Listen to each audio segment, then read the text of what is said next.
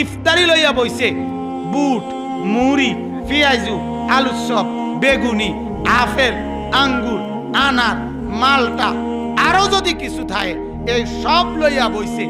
এরপরে যদি দেখে শুধু বেগুনিটা নাই, বেডিরে কইব সারাদিন কিতা করছ, কটা বেগুনি বানাইতে না, একটা রোজা রাখছি।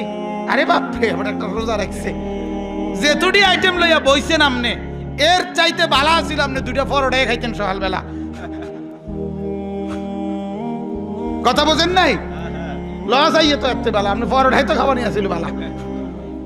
তাইলে সন্ধ্যার খানাও ঠিক, বড়রাত সেহরির পরে আরে তারাবির পরের খানাও ঠিক, সেহরির খানাও ঠিক, সব ঠিক আছে, শুধু টাইম একটু নড়ছে। নাইলে মিথ্যা, চুরি, ডাকাতি, জিনা, বেবিচার, মদ, জুয়া, অবৈধ রোজগার, ঠকানো, প্রতারণা করা সব আগের মতো। তাইলে এটা আল্লাহর মহব্বত, রাসূলের মহব্বত, এটা রোজা, এটাই রমজান। মান লাম ইয়াদা কাওলা যুর ওয়ালা আমালা বিহি ফালাইসা লিল্লাহি হাজাতুন আন ইয়াদা তাআমাহু ওয়া শারাবাহু। আল্লাহর নবী বলে, রোজা রাখলো অথচ মিথ্যা ছাড়ে নাই, গুনাহ ছাড়ে নাই। আল্লাহ নিজে রাসূল বলছে, তোর উপাস থাকার দরকার নাই, তোর তৃষ্ণার্ত হওয়ার দরকার নাই।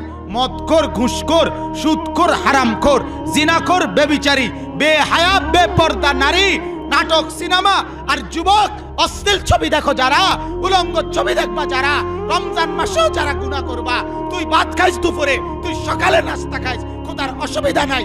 আল্লাহ বলে, তুই 11 মাস ধরে খাওয়াইতে পারলে আমি এখনো খাওয়াইতে পারুম। তুই উপাস থাকিস না, উপাস থাকিস না, খাইস তুই।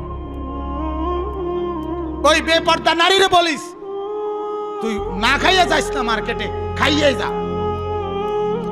ভাত দুগা খাইয়ে যা। আর এই ভাত দুগার লেগে আটকিত না আল্লাহ। কথা বলেন না কেন? সব সিটারি যেহেতু চলতে আছে, তো আরে ভাত দুগার লেগে খোঁড়া দিয়ে কিতা করবি? হ্যাঁ, কি দরকার আর? যা,